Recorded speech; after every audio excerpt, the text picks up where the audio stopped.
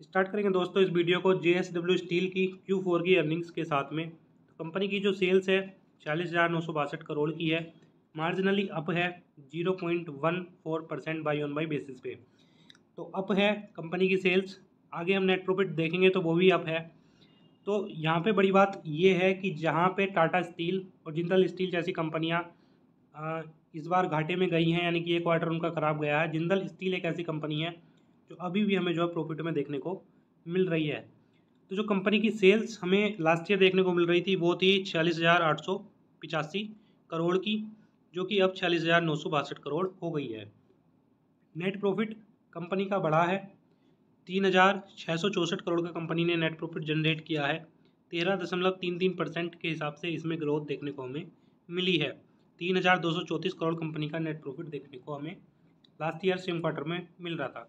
तो यहाँ पे क्या है कि कंपनी का नेट प्रॉफिट बढ़ा है, जहाँ पे और दूसरी कंपनियाँ हैं, बड़ी दिग्गज कंपनियाँ हैं, टाटा स्टील या जिंदल स्टील या और भी जो स्टील की कंपनियाँ हैं, उनके मार्जिन टूटे हैं, प्रॉफिट गिरा है। प्रॉफिट बहुत बुरी तरह से गिरा है किसी किसी कंपनी का। वहाँ पे जो है जिंदल स्टील बोल रहा हूँ मैं, सॉरी, JSW स्टील ने जो है काफ़ी अच्छी परफॉर्मेंस करके दी है। EBI TDA जो है 8,404 करोड़ का है। EBI TDA जो है कंपनी का डाउन हुआ है 10%।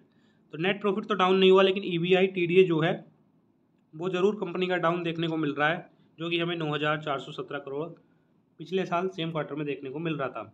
अर्निंग पर शेयर इंक्रीज हुई है 13 रुपये 47 पैसे से बढ़ के जो है 15 रुपये 24 पैसे पहुँच गई है।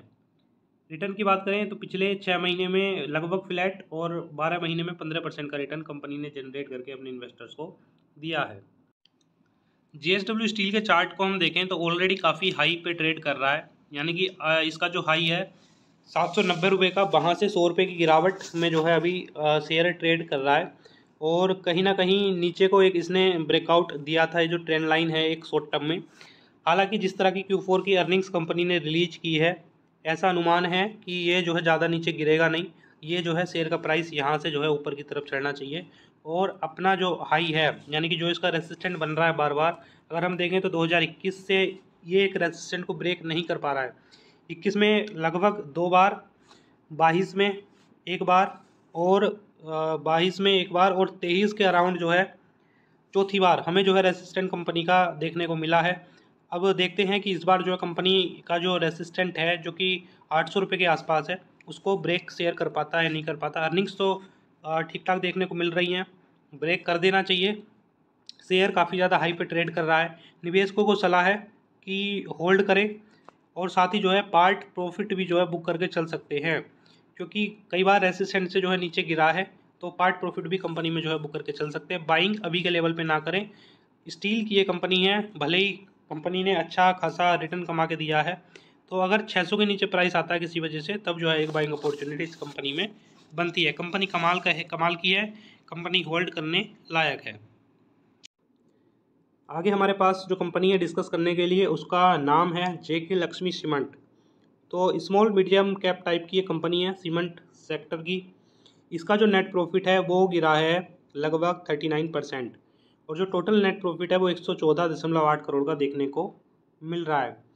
कंपनी का नेट प्रॉफिट गिरा है, लेकिन साथ ही कंपनी का जो रेवेन्यू है वो हमें बढ़ता हुआ देखने को मिल रहा है 16% के अराउंड, जो कि पहुंच गया है 1862 करोड़ के आसपास। अगर पिछले साल सेम क्वार्टर में देखें तो 1600 करोड़ के अराउंड का रेवेन्यू कंपनी का देखने को हमें मिल रहा था। तो नेट प्रॉफिट कंपनी का गिरा है, लेकिन रेवेन्यू बढ़ा है। रेवेन्यू क्यों बढ़ा है? रेवेन्यू तो कंपनी का उस हिसाब से चल रहा है जिस हिसाब से चलता आया है, लेकिन नेट प्रॉफिट इसलिए गिरा है क्योंकि जितने भी स्टील के शेयर हैं, जितने भी सीमेंट के शेयर हैं, रॉ मटेरियल उनको काफ़ी ज़्यादा महंगा अभी के समय में पूरे क्वार्टर पर पड़ा है।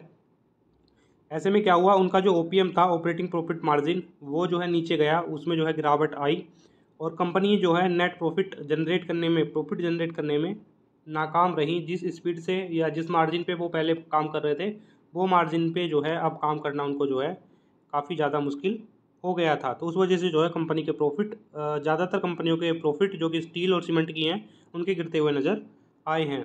तो 114 करोड़ के अराउंड कंपनी का नेट प्रॉफिट है। 39% ये गिरा है। जो कि हमें 188 करोड़ के अराउंड पिछले साल सेम क्वार्टर में देखने को मिल रहा था। रेवेन्यू बढ़ा है, जैसा हमने पहले बताया, 1600 करोड़ से बढ़ के जो है 16% बढ़ के 1862 करोड़ पहुंच गया है।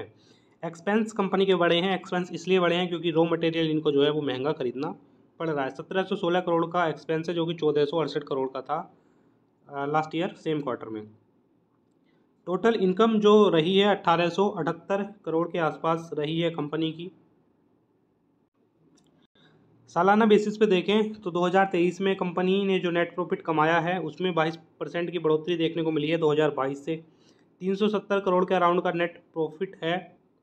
सॉरी, बढ़ोतरी नहीं देखने को मिली है, डाउन देखने को मिला है। 2023 में गिरावट देखने को मिली है, जो कि 2022 में 477 करोड़ हमें देखने को कंपनी का नेट प्रॉफिट मिल रहा था। तो 22% के अराउंड कंपनी के नेट प्रॉफिट में, टोटल नेट प्रॉफिट में जो 2023 में कमाया है उसमें गिरावट 22% की देखने को मिली है।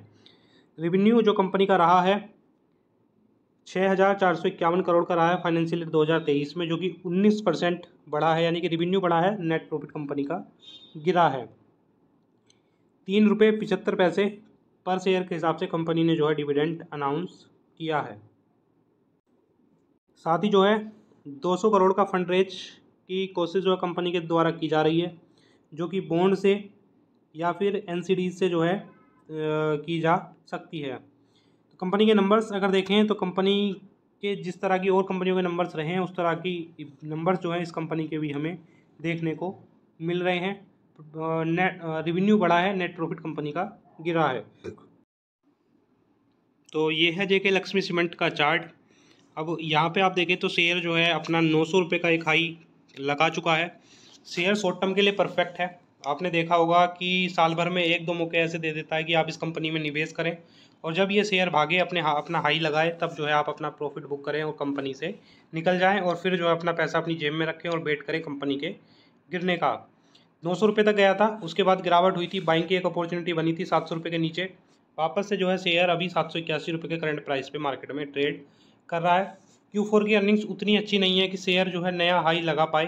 हालांकि जानदार शानदार ये कंपनी है, थोड़ा सा शेयर जो है गिरेगा, वापस से भागता हुआ हमें नज़र आएगा। तो निवेशक होल्ड करके चल सकते हैं। साथ ही जो है पार्ट प्रॉफिट भी जो है अपना इसमें बुक करके चल सकते हैं, यानी कि जो